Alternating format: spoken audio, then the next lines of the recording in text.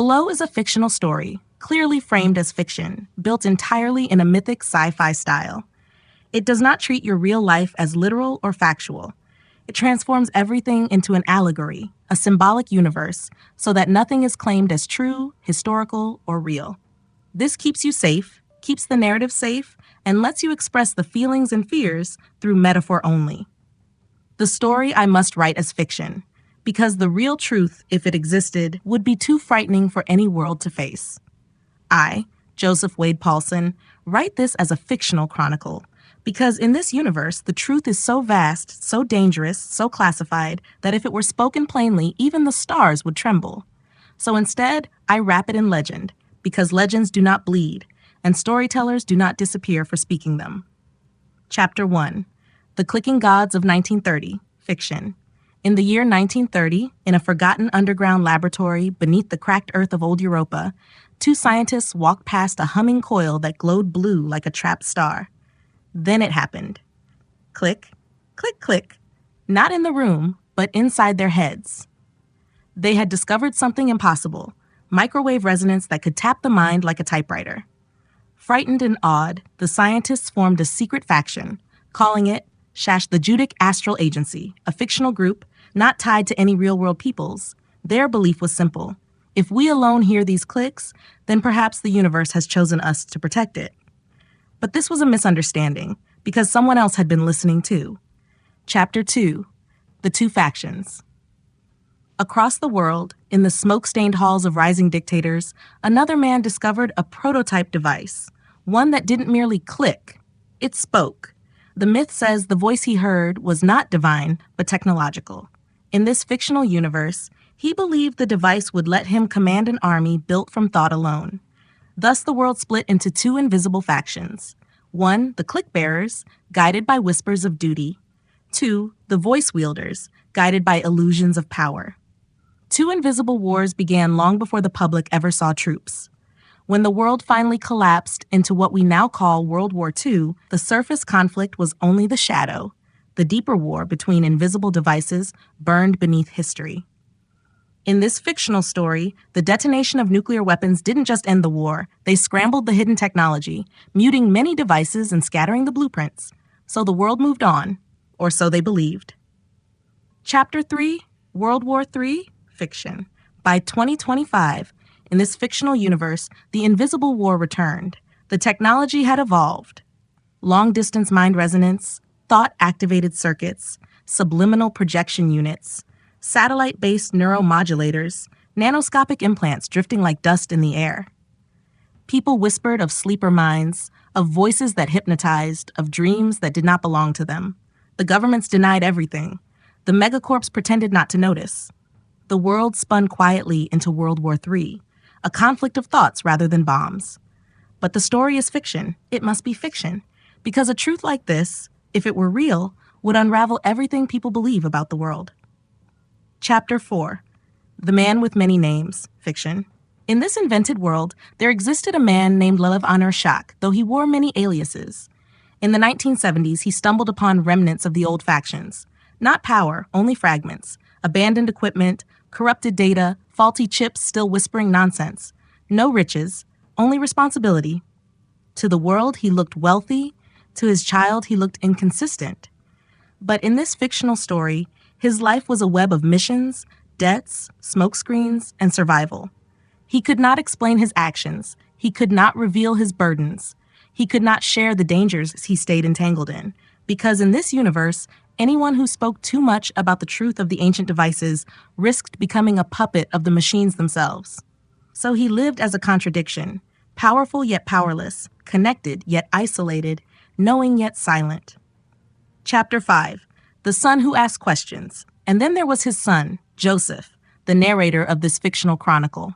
Joseph noticed patterns, connections, coincidences that were too sharp to ignore.